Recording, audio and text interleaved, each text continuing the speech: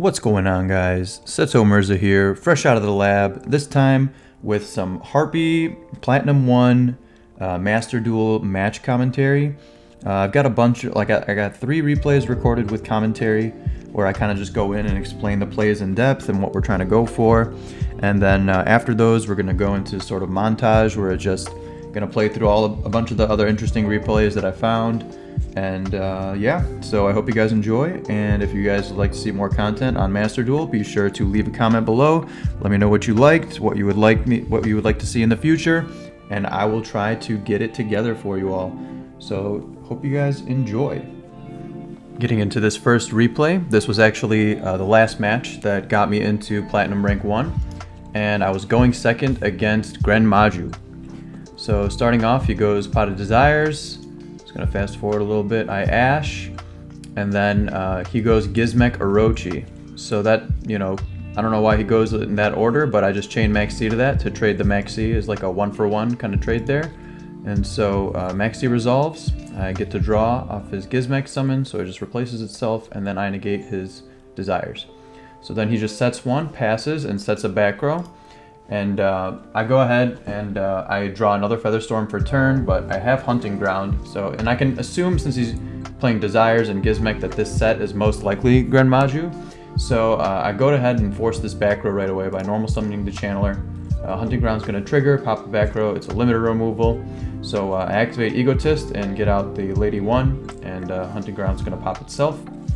Then I go into Invoked here to bring Channeler's level up to 7. This is a standard Harpie play, especially going second. You want to try and do this if you can get out the normal Harpie with the Channeler, so that your Perfumer comes out and searches 2. So we got the Feather Rest for later.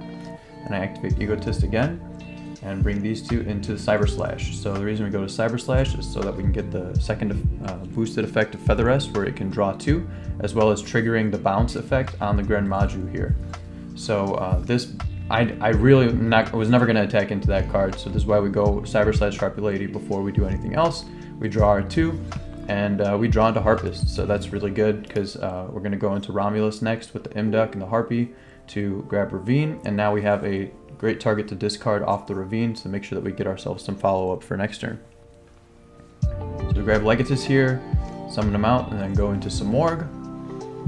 Pretty standard play, just going to battle phase, clear his Gizmek, and then attack. Then he Gizmeks here in the battle phase, and I gotta think about whether I want to use the Featherstorm, and obviously I opted not to, just because, save this for his own turn, and I'll have the barrier statue coming out anyway, and if I save it for his own turn, then the Cyber Slash Harpie Lady, I can choose when I want to trigger the bounce effect, which, if I know he's got Gren Maju in his hand, obviously I gotta hold that for when the Gren Maju comes down.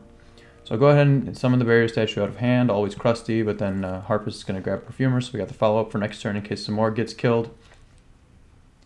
Then he's going to go Gizmek, and obviously didn't read the cards, and the only valid target to pop with his Gizmek was itself. Then he goes Duster just to pop the field spell, just cleaning up everything to just make room for this Gren Maju that he's about to drop. A fat 11,000. So he goes to battle phase, and I let him get the attack declaration in for the final blow, but we know that was never coming.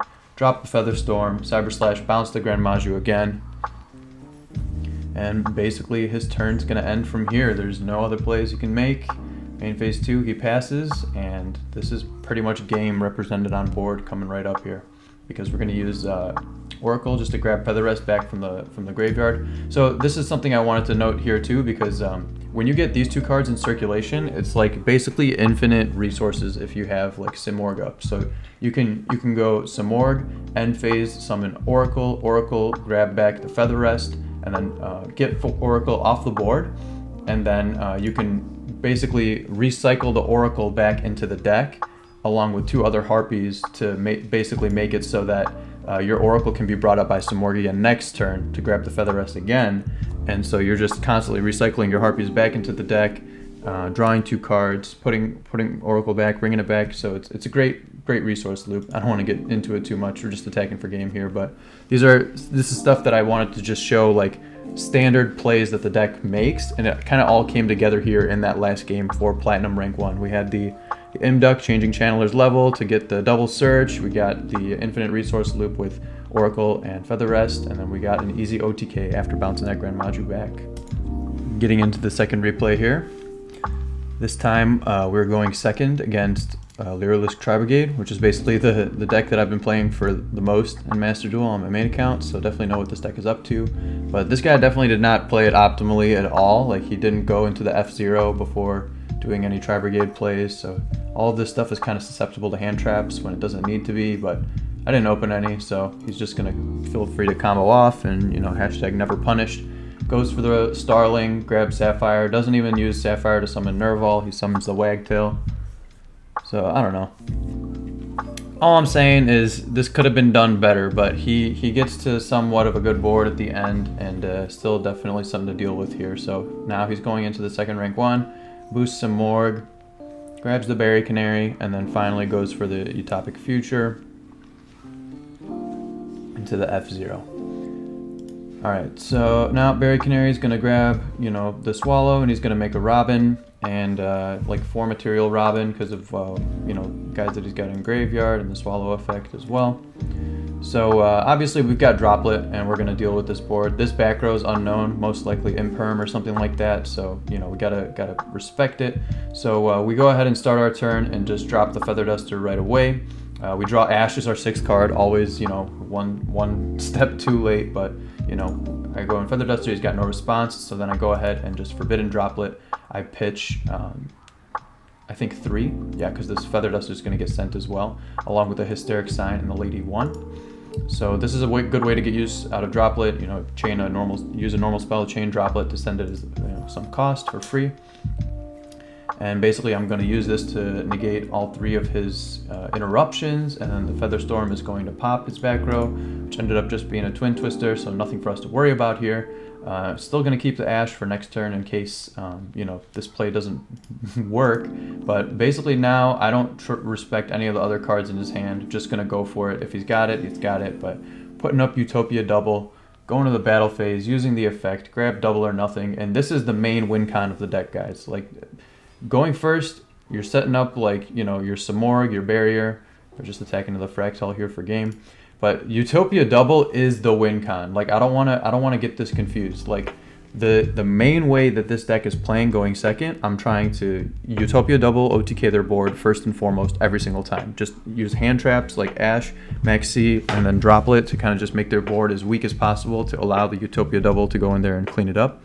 And if Utopia Double OTK is not possible, like if you draw the Double or Nothing, or if you, like, you know, just they don't have any kind of monsters on board where you can kill them through, then, you know, making Zeus usually is the game plan, or setting up like a Simorgh made with IP.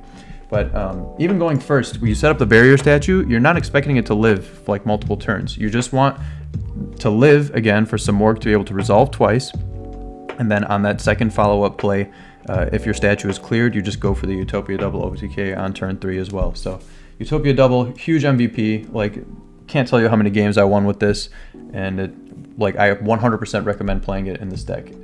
It's too good to pass up.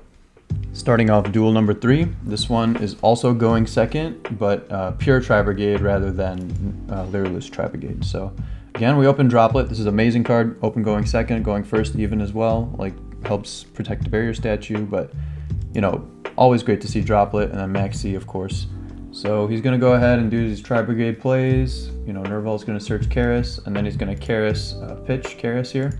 And basically, best time to use Maxi, because you know it's going to get at least one for one, but then he's got the Called by the Grave. So that's not going to happen. He's going to be able to combo for free this entire turn, so go ahead and get the Karis out. Karis effect is going to vanish. Get out Bear Broom, and then just goes for an Appaloosa. So his board is Appaloosa for 3, Bear Broom, Search, Revolt, and pass. So there's no cards in hand, so we know that we just got to play through the Revolt and Appaloosa, and you know, he's got guaranteed follow-up with the Revolt, depending on how he uses it, so we got to keep that in mind as well. So we're going to start off with normal summon Channeler, and then activate Hysteric Sign to grab Egotist. And then we're going to Egotist, get out Lady 1. So usually this is where you would go into Imduck before using Channeler effect to get the double search off of the Perfumer, because then we could get Hunting Ground and Egotist and use that to be able to pop the back row here at least force out the revolt. And you know, popping it is not really the issue, but forcing it out when we want to. But the problem with that play is if we make Chandler level 7 and he brings out Shurag and, you know, banishes. If he were to banish one of our level 4 Harpies, then we would basically be stuck with making Romulus into Simorgh, or just, that's it. We can't go into Utopia double OTK, which is, again, our main win con first and foremost. So that play didn't seem like it was the best here. So you can't just autopilot into always going for the most value. You got to like look and see the board and, you know, make the best decision for what the game state is at that time.